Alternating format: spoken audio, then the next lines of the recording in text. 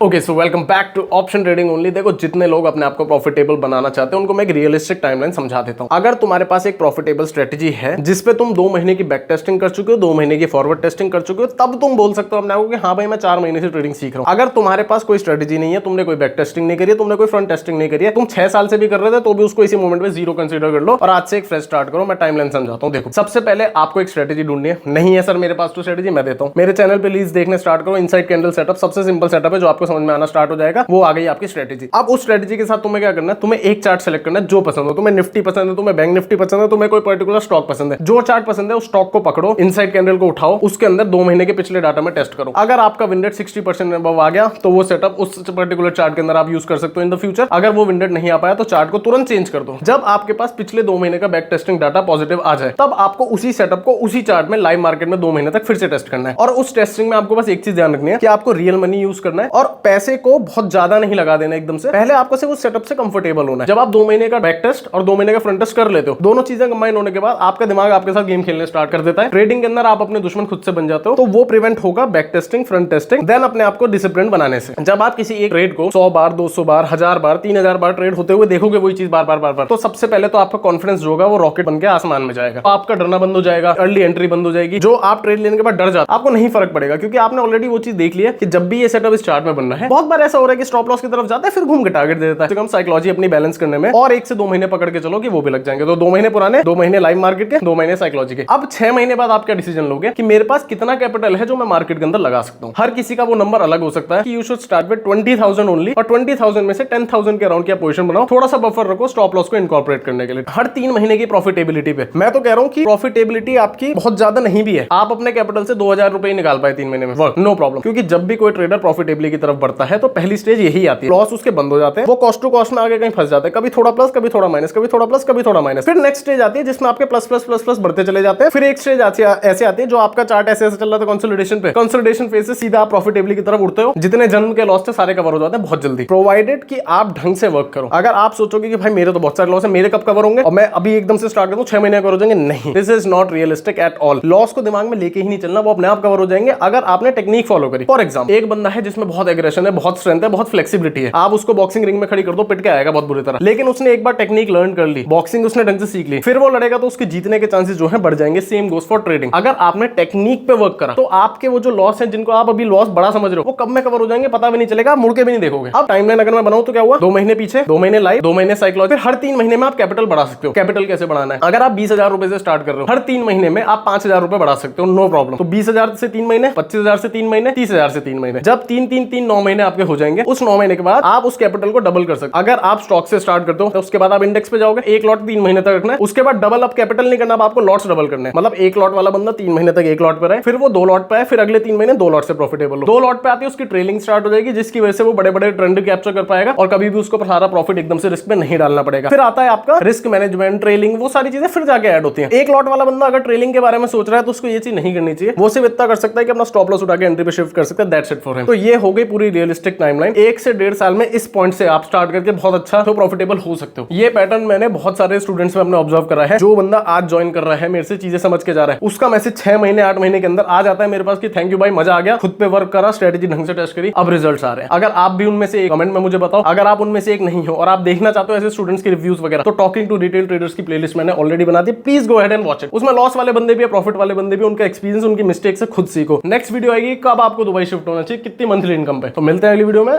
Okay bye.